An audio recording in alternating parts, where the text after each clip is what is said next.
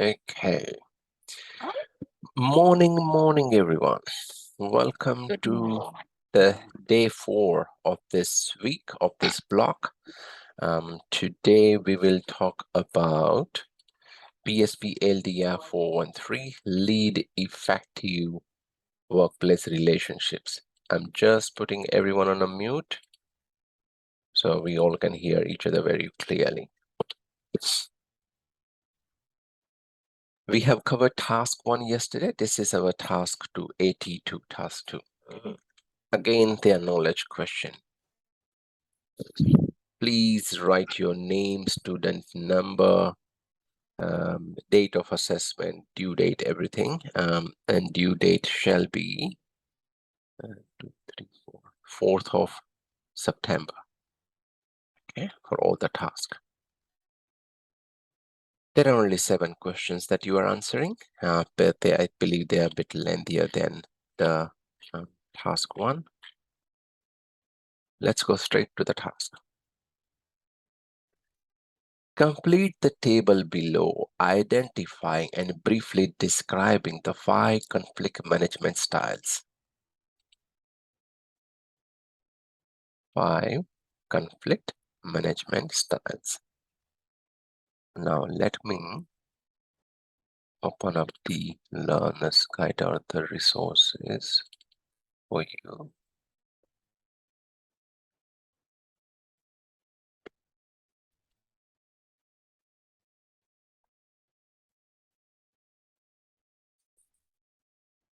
Does anyone remember some of it?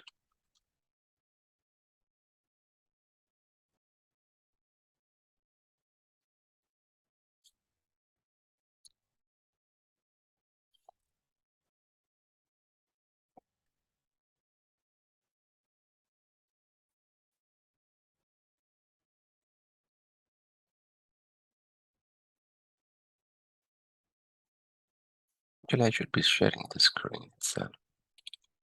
Let me share the whole screen so it's easier.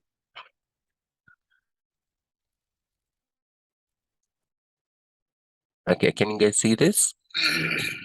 In the PDF document, just write conflict management via Control F, and then you have 5 styles: collaboration, compromise, accommodating, avoidance, and negotiation. Just describe them in your own words. Yeah, here it is. Okay, making your life a bit easier. Collaboration, compromise, accommodation, avoidance, and negotiation. What is collaborating style? What we are doing there? Engaging the parties involved to develop a reasonable solution that reaches the best possible outcome and meets the need of each person in the team. That's like collaboration. What you do in collaboration, the same thing, yeah? Then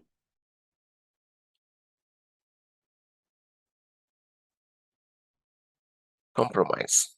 As it says, trying to reach a middle ground where both parties have made a sacrifice of sometimes are prepared to work with compromise.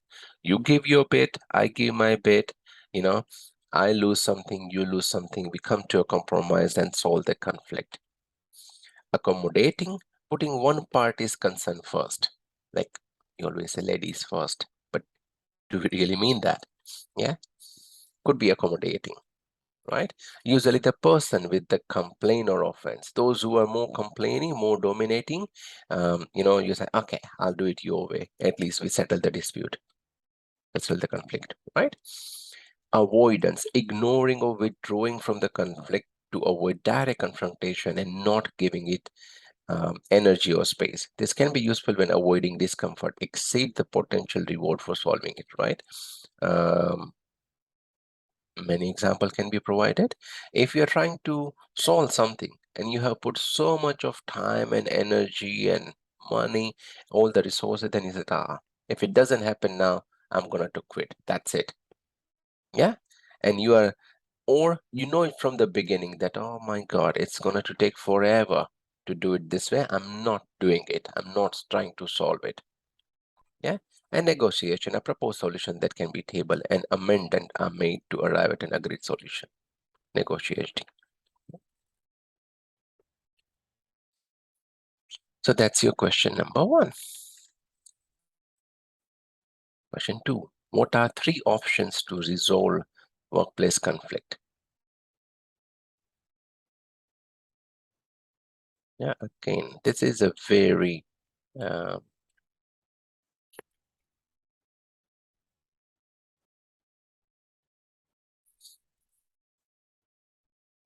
like this is one of them. In a win-win situation, we talk about negotiation. I mean, everything is in detail again. The picture that we talked, yeah. And there is a lot you can read from here, right? How do you solve it? Aim to be in a partnership with a team member, remain objective, create a plan, be open to range of solution, encourage parties to suggest their own solution and negotiation skill, right? How do you resolve conflict? Again, the same page, 96, 97. I will repeat again, do not copy and paste from the learner's guide. You need to write them in your own words and have the learner guide as a reference. What are the 5 recommended steps for managing underperformance of team member? Underperformance of team member, right? So we go here and write underperformance.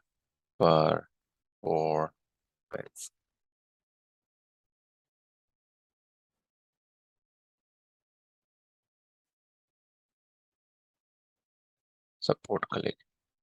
Every workplace can benefit by managing underperformance. How do you manage underperformance up here?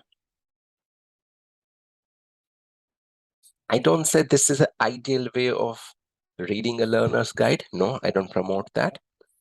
But where you're in the middle of the assessment, this will be quicker and easier. But like I said yesterday, you need to refer learner guide first and then think about starting with the assessment. If you simply do it this way, you're not gaining some knowledge. You are just getting the task done. But knowledge is still limited to these 5-6 questions. Yeah. So again, the ideal way is you read the learner's guide, you get a feeling of what's in there, and then use this Control F or go to, I think, edit and find here, and then type in your query, whatever you want to find. That will be quickly assisting you with solutions or responses to the question from the task AT2. But if you simply do it this way, then your knowledge and everything is restricted to this 5-6 question. That's it. Yeah, which is not great. Okay. Again, rewrite them in your own words. So far, so good. Number 4. List 3 ways to capture feedback and monitor your relationship management practice of team members and work staff. How do you manage relations with team member and the work task?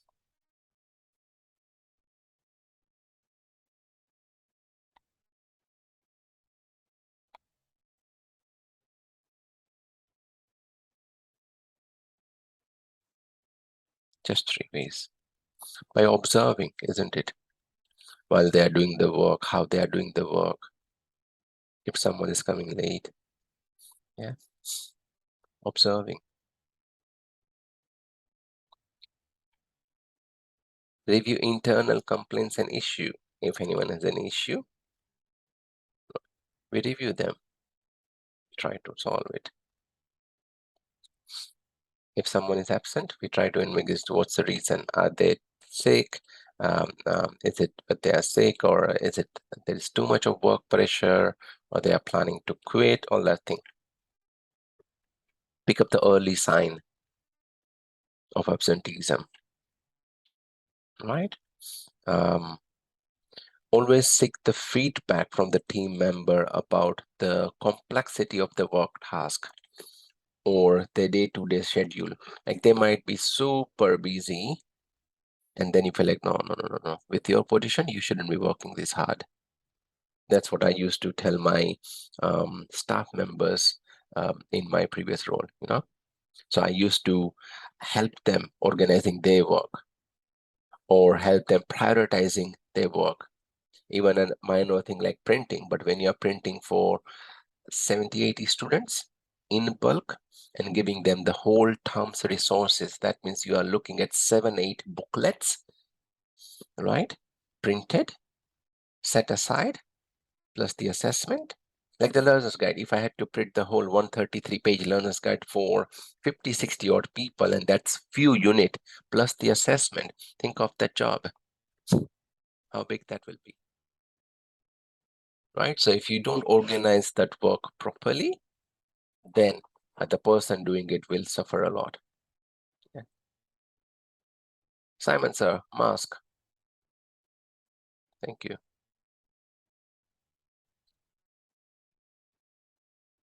Right, we just need to capture 3 ways, and these are some of them. Next, 3 simple strategies. We are not talking about the complex one. Simple strategies for monitoring relations.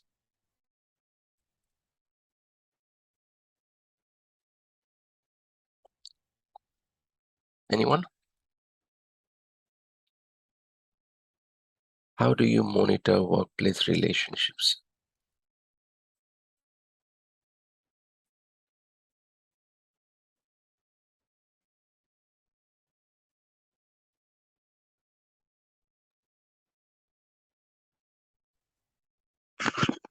Yes, Gibson. Observing employees' interaction. Very good. Very good.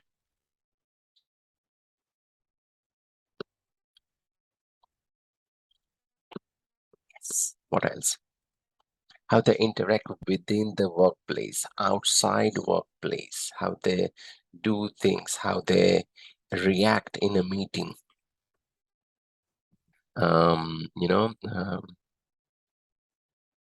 what complaints do they normally make? Do they complain about the workplace or work health and safety or work relationships, bullying, workload? What are their complaints?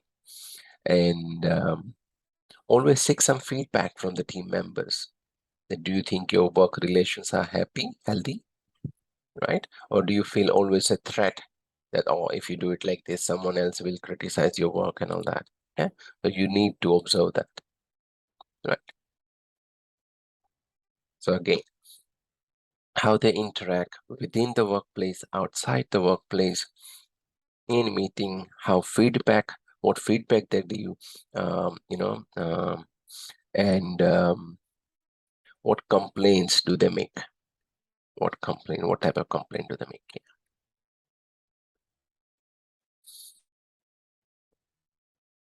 Okay, we covered 5 questions. I believe everything is good. Just 2 more.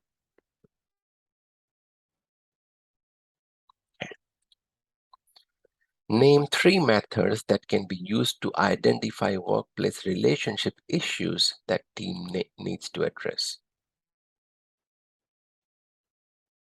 3 methods that can be used for identifying relations issues that team needs to do.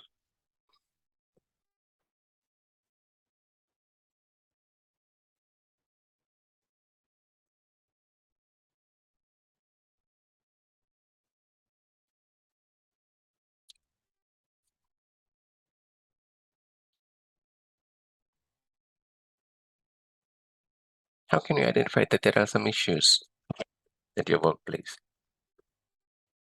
Meeting, brainstorming session, right? Some of the charts where you say, oh, our relations were like this, now it's not like that. The conflict resolution, right? You then take interviews, feedback, some surveys, right? Few of them.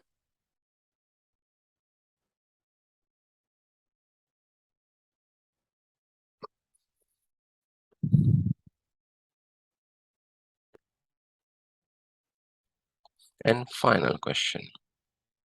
Identify and explain 3 techniques that you can use to communicate information and ideas to diverse range of stakeholders.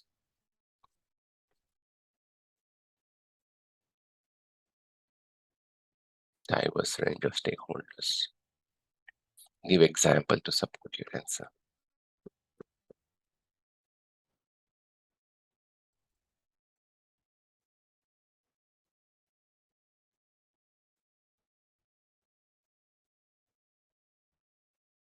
Number 1, meetings, face-to-face meeting, where I really capture,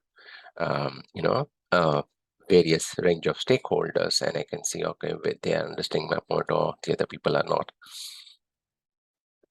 Second could be an online or a video meeting, like a virtual meeting. Yeah. What else? Third could be email. Fourth could be newsletters, seeking the feedback, right? Capturing non-verbal gestures or sign. That's could be more than 3. You just need to explain them. Yeah, sounds good. Any questions for now out of this 7?